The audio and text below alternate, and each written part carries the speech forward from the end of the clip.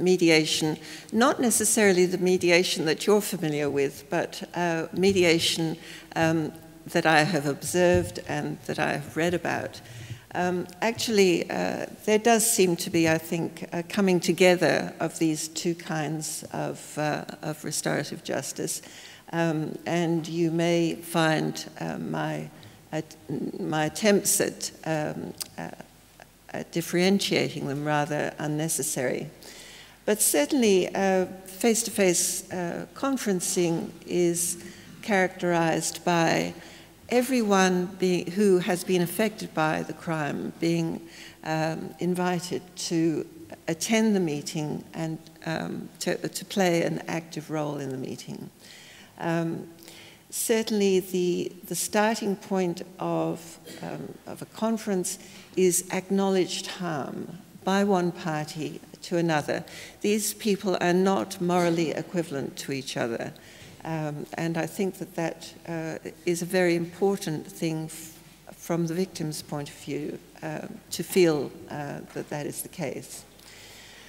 Conference facilitators tend to be very hands-off. In fact, if you simply watch a conference with no particular idea about the dynamics, it may appear that the facilitator is playing no role at all, because the focus is very much on the direct communication between the participants.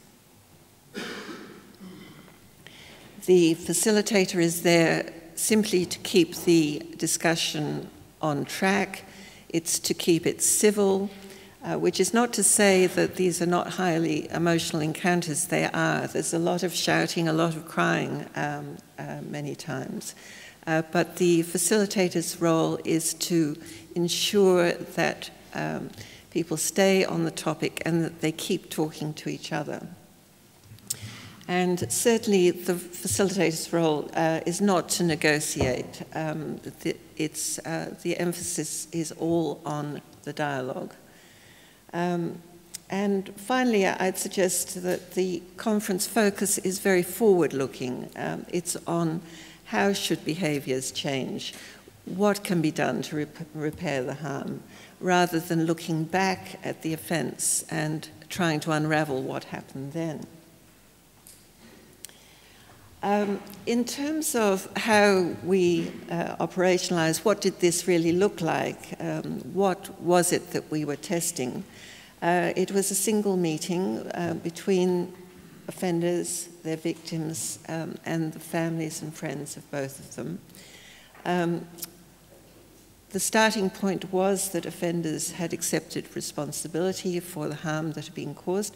This was different from any kind of legal definition of guilt, but it did require that offenders at least accepted that they had caused the harm that had ensued. The discussion focused on what had happened, although really trying to avoid a detailed discussion of the facts of what happened, but rather putting the emphasis on the feelings of the people involved in the crime, both at the time and in terms of the consequences of the crime, and what could be done to repair that harm. All the participants in the conference talk to each other in this unmediated way. And the objective is to move towards a conclusion or outcome agreement, which is designed precisely, as I say, to repair the harm and prevent future reoffending. And it can be used, and we have used it in our research, both instead of formal justice processes and in addition to them. So here's a list of the studies that we've been conducting over the past 15 years, a total of something like 2,000 offenders across these 11 experiments.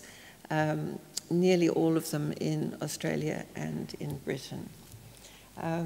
And our objective was to test restorative justice in as many different circumstances as possible, to try and get an idea of how it behaves, as it were, under all these different conditions.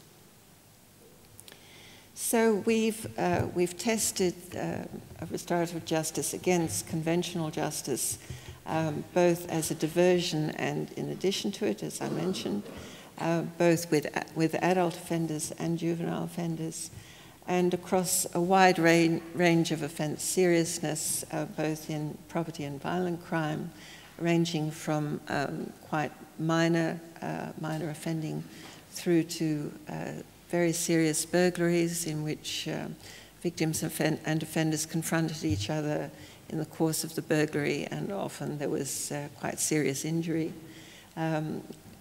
Robbery, including armed robbery, and similarly minor violence, simple assaults through to grievous bodily harm, as it is known in Britain.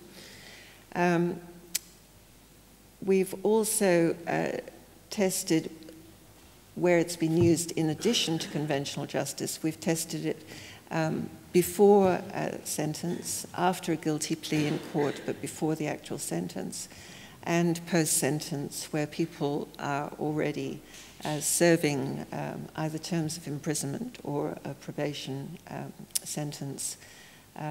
And there are included in our studies 11 separate tests. So how have we tested restorative justice? Well, all of these studies are randomized controlled trials on the medical model of testing new drugs.